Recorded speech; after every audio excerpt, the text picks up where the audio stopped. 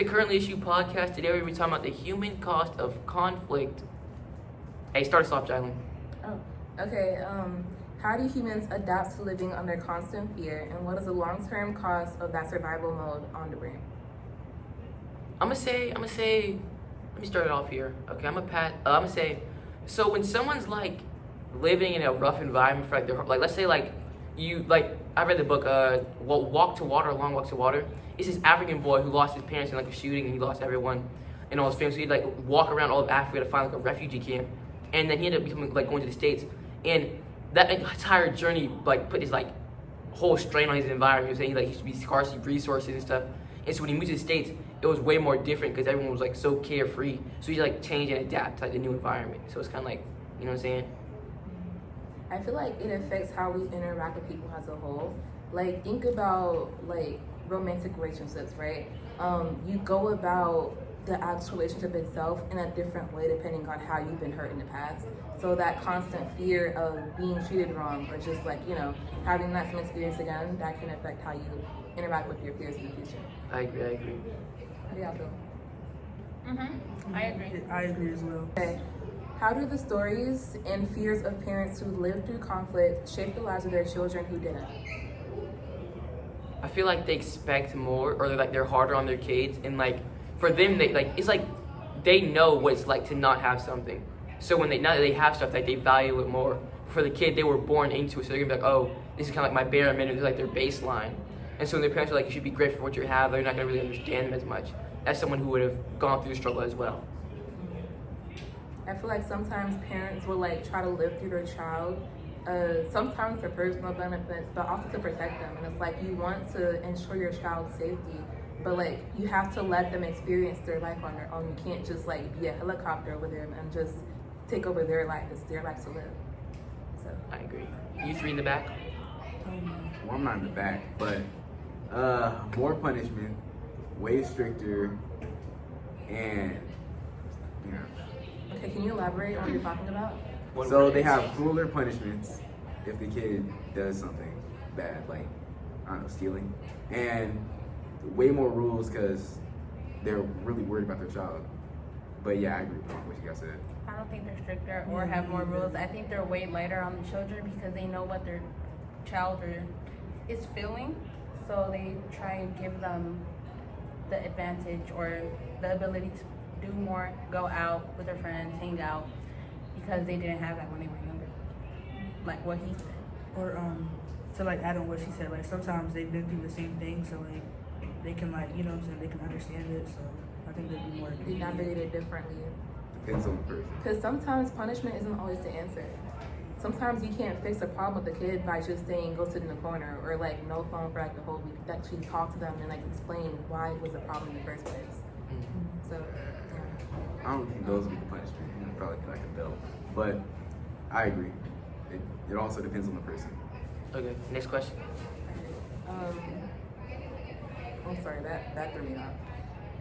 What is the human cost of losing cultural landmarks, libraries, or ancient sites that define a people's heritage? We can talk about the three Abrahamic religions and their like focus on trying to get the Holy Land back, because since they all want, you know what I'm saying, to like live and thrive there and want to like control it, like they've had like structure, like the first temples like that the Jews built, they were run down by the Romans. So it's like it leads to more conflict overall, since people are losing their culture, like the landmarks that we're talking about, like they're getting destroyed or they're getting overtaken, and so they're pushed out of the area they think is theirs, which will lead to them conflict later down the line, like how we have Israel and the Hamas and Gaza and how they're fighting, you know what I'm saying, because they want to control that Holy Land, and then they're using that religious reason and factor in their culture as an excuse to start wars and conflicts, I feel like. I agree. I agree as well. Does social media help us empathize with victims of conflict, or does the constant stream of images make us numb to suffering? I believe that it's the first one, because especially when the Ukraine situation, a lot of people were talking, it allows information to spread more quickly or quicker. And as long as you want one of them people who are scrolling through Twitter looking for dead body videos, I feel like you're not gonna become numb to it. I feel like as you see more stuff going on, you're gonna be like, it's like globalization, like more people are interacting, and so you're gonna be like more aware of everything that's going on, so you can sympathize with people. I I feel like it's an attempt to numb us. I feel like it's not doing it to everyone, but it might be affecting some people in a way. Because it's the overexposures. Like a lot of young kids are seeing these things on the internet and they're not even fazed by it. Like me, I'm terrified of a lot of these things, but these kids now they're like, oh yeah, that's just it is what it is, because they're used to it now. That's what they've seen their entire life. So I feel like it is in a sense kind of numbing us. Also with like how on the internet people will be like, oh, they like KIIL, they try to censor the words, and it's like, no, they weren't like, it wasn't an accident, they were murdered. Like, she'll say that they were murdered. Why are you trying to like censorize it? Like, we're not aware of what's happening around us, you know? So, So like, what happened to that doctor? Who killed? No, I killed him. yeah. Yeah. They were like, oh, it was, you know, an incident. And I'm like, no, it was a brutal incident where y'all murdered him. Y'all beat him for no reason. I guess you guys say this the human cost of conflict, am I right, guys?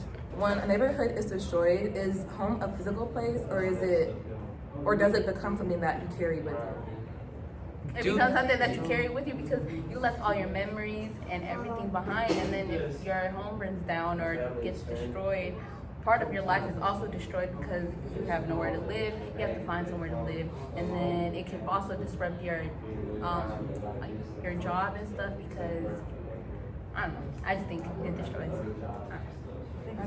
I agree with her, but I think Yeah, I think it's dope too. I would say due to the circumstance, they're forced to carry their home with them. But if you were in like, you know what I'm saying, without the destroyed neighborhood, your home is where you're at, you know what I'm saying? And that's where you usually stay. That's like your humble abode. That's where you stay. That's where your love is. But when that is destroyed, it's then you have to like carry that baggage with you. You know what I'm saying? That emotional feeling and the memories that you made. Yeah, I feel like home for a lot of people, especially in this day and age, it's not just a place, because even in your household, it might not feel like home. It's who makes up that area for you. It's your safe place. It's where you feel comfortable to be you and that you're not going to be in danger. So it's very much what you carry with you. Yeah. Okay. Thank you for watching this week's currently issued podcast episode. We'll see you on the next one.